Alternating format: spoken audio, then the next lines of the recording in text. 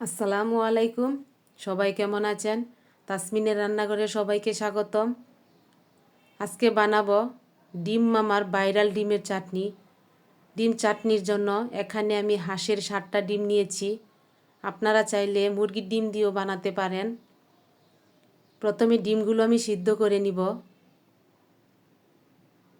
ডিমের মশলার জন্য নিয়ে নিচ্ছি খোসাসহ কচি দেখে শসা, গাজর, লেবু, ধনিয়া পাতা, টমেটো সস, পেঁয়াজ, কাঁচামরিচ, শুকনা মরিচ, গাজর, শসা একটা সবজি গ্রেটার দিয়ে আমি গ্রেট করে নিব।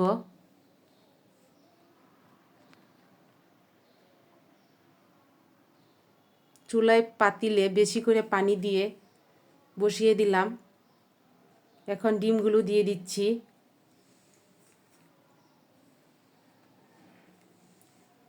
দিয়ে দিচ্ছি 1 চামচ লবণ।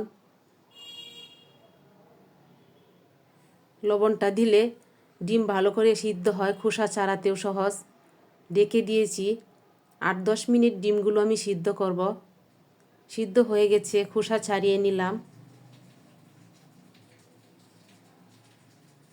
গাজর গ্রেট করে নিয়েছি, শসা গ্রেট করে নিয়েছি, ধনিয়া পাতা মিহি করে কুচি করলাম, তেলে ভাজা শুকনা মরিচ, কাঁচামরিচ পাতলা করে কুচি করে নিয়েছি, পেঁয়াজ কুচি করে নিয়েছি, লেবু, শুকনা মরিচের মাঝে লবণ দিয়ে চিলি ফ্লেক্স তৈরি করে নিব।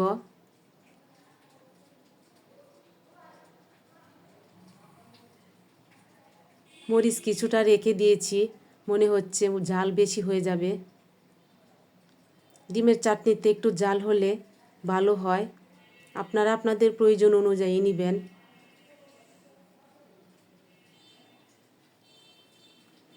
পেঁয়াজ ধনিয়া পাতা মাখা হয়ে গেছে।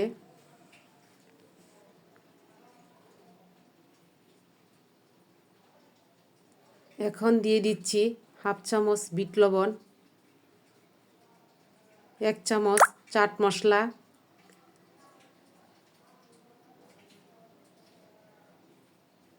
প্রাণ তেঁতুলের চাটনি দিয়ে দিচ্ছি। আপনারা চাইলে ঘরে চাটনি বানিয়ে ব্যবহার করতে পারেন।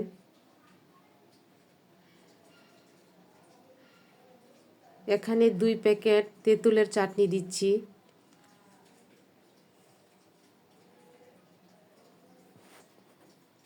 দিয়ে দিচ্ছি টমেটো সস,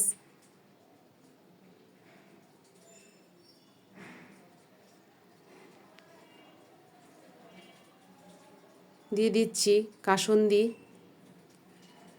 কাসুন্দি 2 চামচ দিলাম, আপনারা আরও বেশি নিতে পারেন। লেবুর রস দিয়ে দিচ্ছি,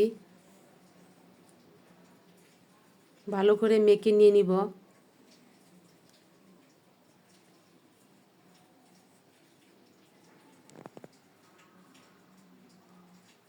মাখানো হয়ে গেছে, একটা বাটিতে উঠিয়ে নিচ্ছি।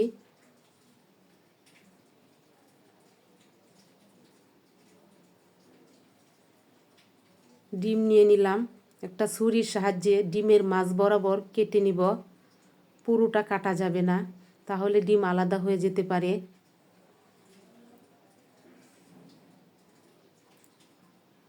এভাবে ডিমটা ফাটিয়ে ডিমের মশলা মাঝ বরাবর দিয়ে দিব একটু একটু করে।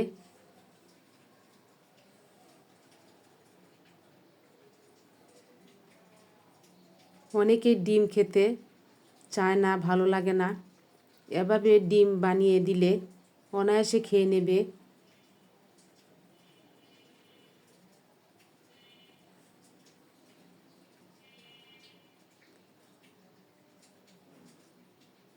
সবগুলো ডিমের ভিতর মশলা ঢুকিয়ে এভাবে আমি বানিয়ে নিব।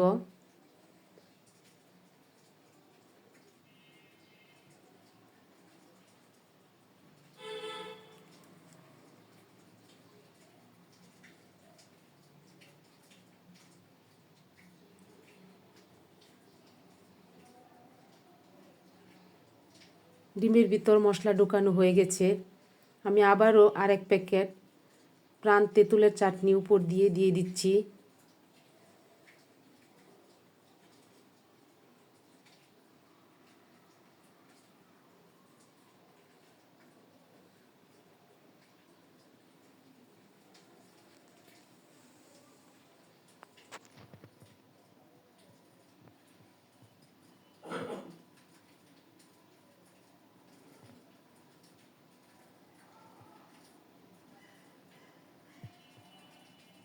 দিয়ে দিচ্ছি উপর দিয়ে টমেটো সস।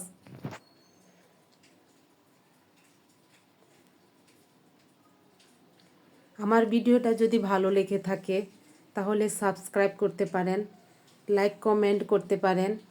এতক্ষণ আমার ভিডিওটা দেখার জন্য সকলকেই ধন্যবাদ। সবাই ভালো থাকবেন, সুস্থ থাকবেন। আল্লাহ হাফেজ। আসসালামু আলাইকুম।